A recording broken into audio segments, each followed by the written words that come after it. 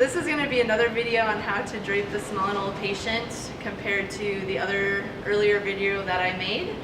So before we drape the patient, we want to make sure that our table is the correct height, that your arms can be at an even and an easy 90-degree height, and that your instrument table is set so that it can easily go right over on top of the surgery table.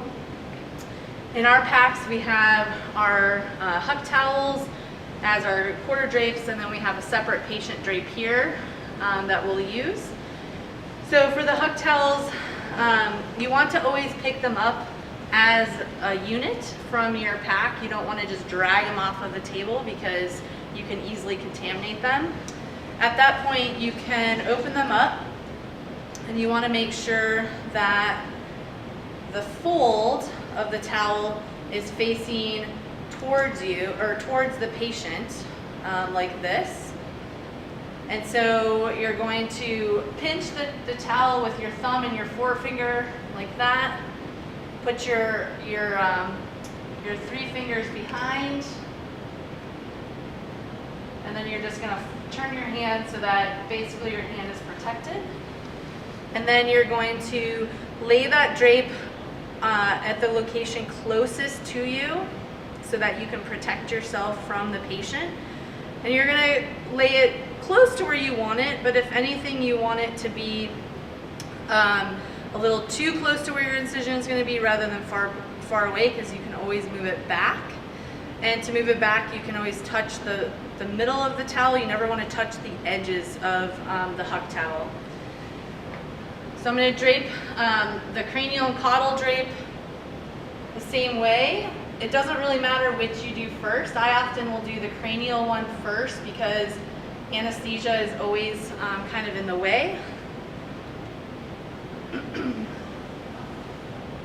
it's also not critical that the towel lays perfectly flat. It just needs to be flat near my surgical field.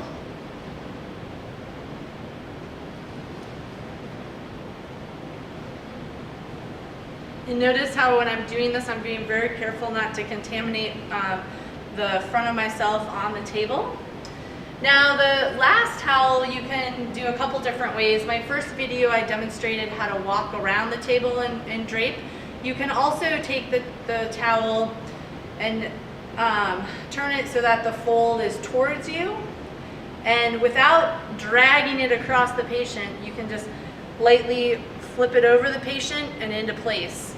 One thing you cannot do when you do this is you can't go like this. You can't flip it multiple times. It needs to be one smooth motion, and then you drop it. You want to make sure that you don't touch anything around the side. So once the table is draped, or once the huck towels are in place and quarter draped, then you're going to towel clamp them in. When you're doing your towel clamps, in order to get them in smoothly and easily, you want to turn your towel clamps as vertical as possible so that it's easy to grab the leather or the patient. You can also grab more than one towel clamp at a time. For the far one that's opposite of you, you want to do it backwards like I've shown in a previous video.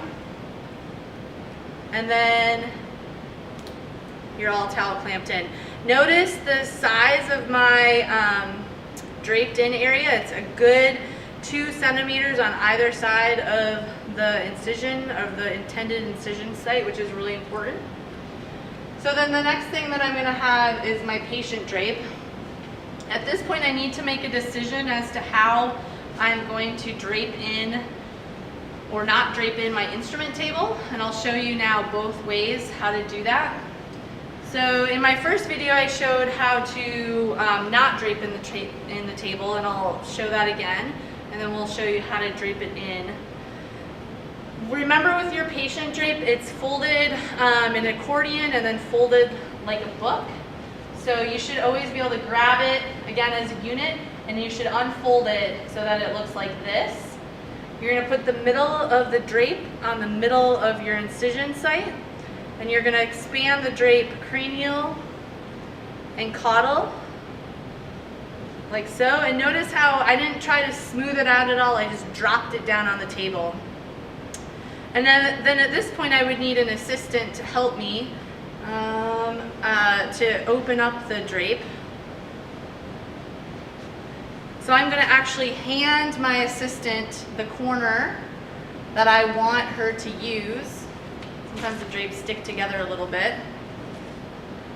And that way, by handing it to her, I can make sure that she's not touching something that I don't want her to.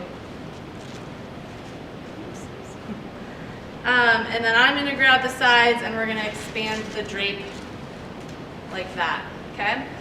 At this point, you can see that this kind of folded over, which isn't like super ideal. So there's a couple ways I can fix that. I can either take my hands and go underneath like that, or I could ask my non-sterile person to go ahead and come around and pull the corner below and pull the drape. I'm going to fenestrate the drape. I'm going to first put on a couple towel clamps on top of the towel clamps below. And the reason I'm doing that is so that I know where I need to cut, so that I'm not making that hole any bigger than I need to make it.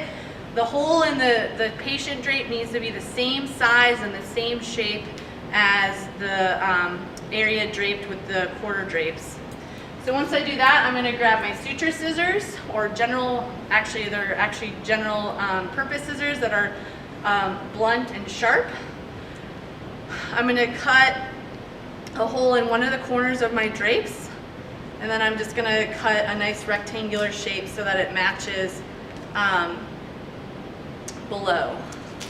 And as I cut it, I can lift up and make sure that I'm cutting where I want. You can get really fancy with this if you want, or just cut it as you need to. Again, the biggest thing is that the shape and the size are the same as